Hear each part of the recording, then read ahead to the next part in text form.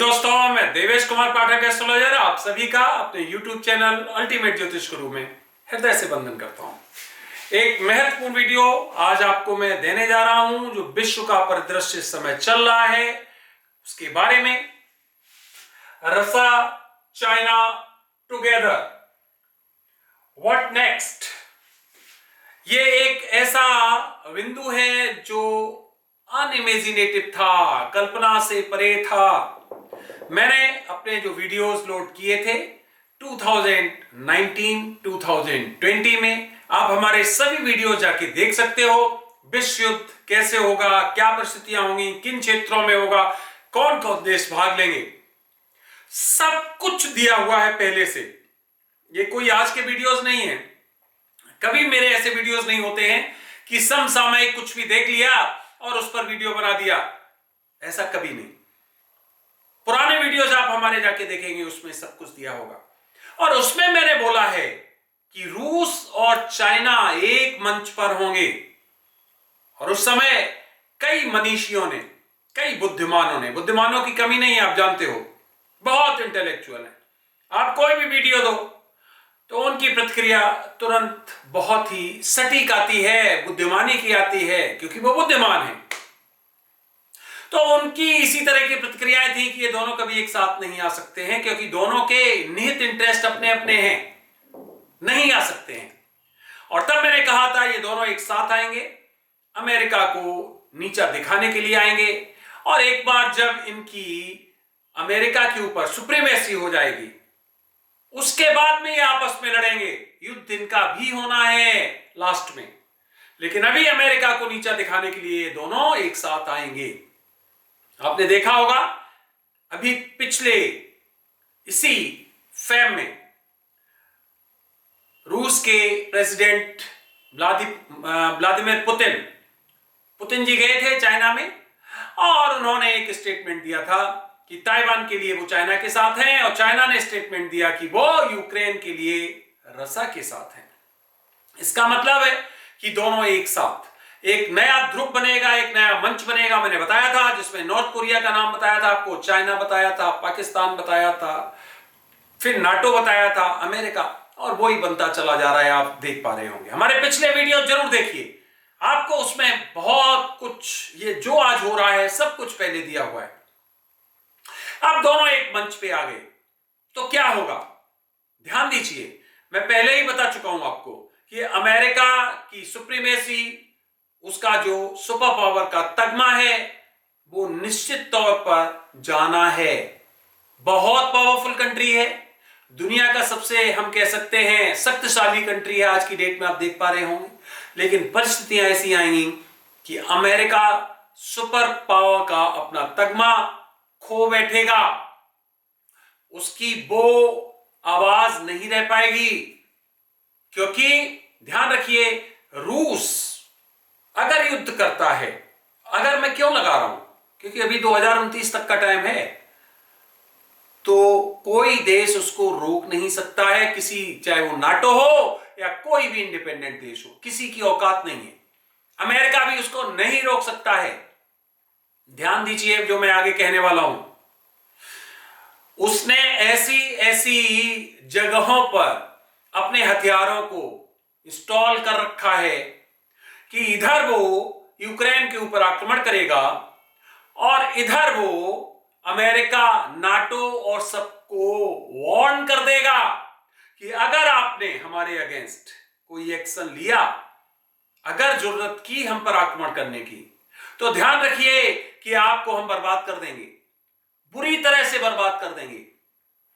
आपके जितने भी सैटेलाइट्स हैं खत्म कर देंगे हम उनको, आपके हर शहर पर हमारी नजर है, बर्बाद कर देंगे उनको।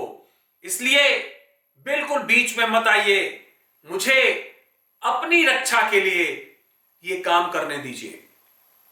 और वो समझ भी नहीं पाएंगे लोग कि क्या एक्शन लिया जाए, और तब तक यूक्रेन पर या अपने उन क्षेत्रों पर जिसे वो चाहता है उन पर कब्जा कर लेगा।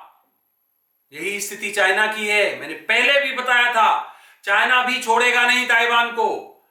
चाइना भी इसी तरह से, इसी अंदाज में हो सकता है इनकी ज्वाइंट पॉलिसी, दोनों की ज्वाइंट स्ट्रेटेजी तैयार हो जाए कि हमें इस दौरान करना है और दोनों मिलके एक ही साथ दोनों पर आक्रमण करें। उधर चाइना ताइवान पे करे और इधर ये यूक्रेन पे करे, और जितने क्षेत्र इनको चाहिए अधिकार के लिए उतने क्षेत्रों पर ये अधिकार कर लें। ये बहुत स्ट्रांग पॉसिबिलिटी है। होगा तो ये जरूर होगा, कब उसी का इंतजार है। होना तो 100% है। तो ध्यान रखिए, रसिया को रोकने वाला, रूस को रोकने वाला कोई नहीं है, उसके हथियारों से मुकाबला करने वाला कोई नहीं है।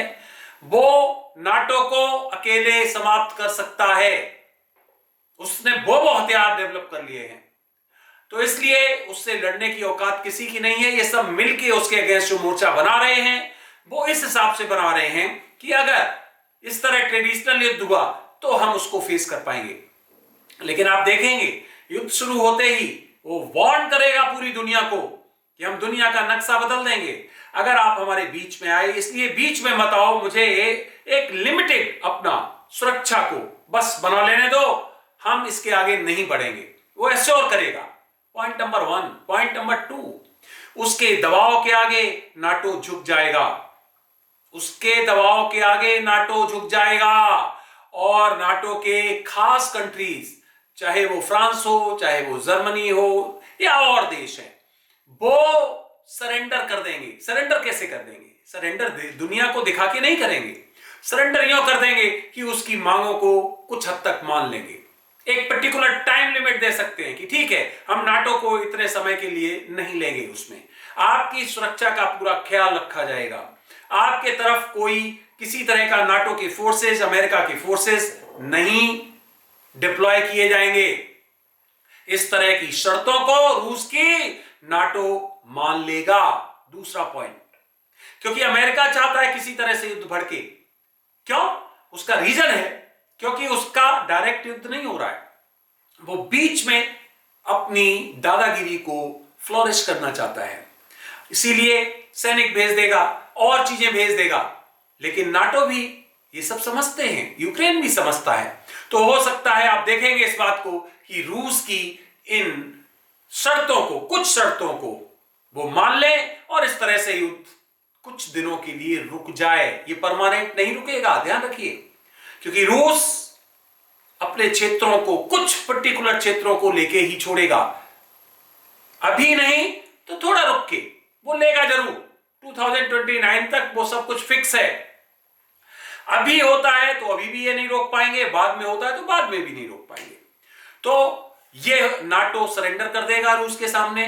रूस अपने आगे बढ़े हुए कदमों को पीछे नहीं करेगा, यही मैंने पहले भी बोला था।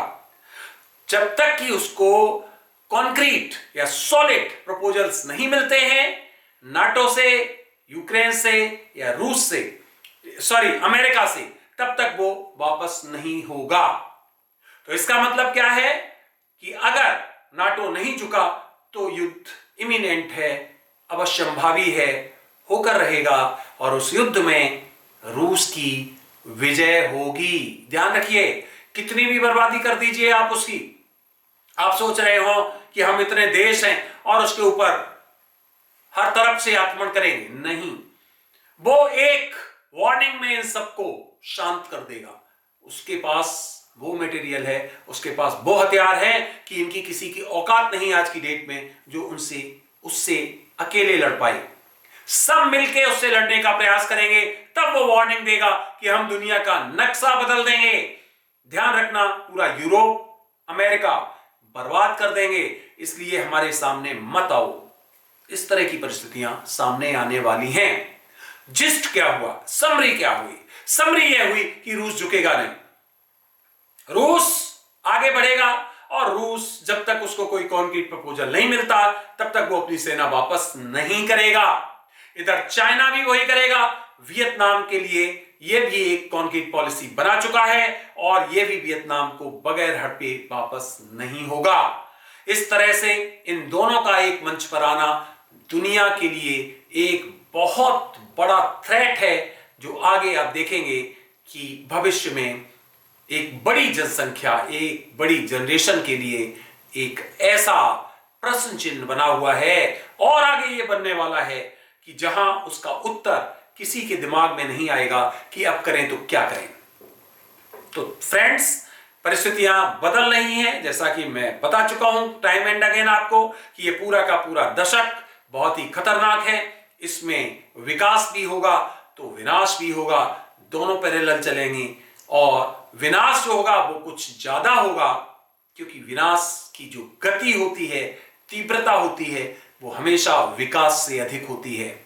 तो ये परिस्थितियां पूरे दुनिया में बनते हुए दिखाई दे रही हैं। रूस, चाइना का ये फ्रंट और देशों को अट्रैक्ट करेगा, उसमें चाहे नॉर्थ कोरिया हो, चाहे ईरान हो, चाहे कुछ और महत्वपूर्ण देश हों जिनके नाम मैंने पहले बताए भी थे।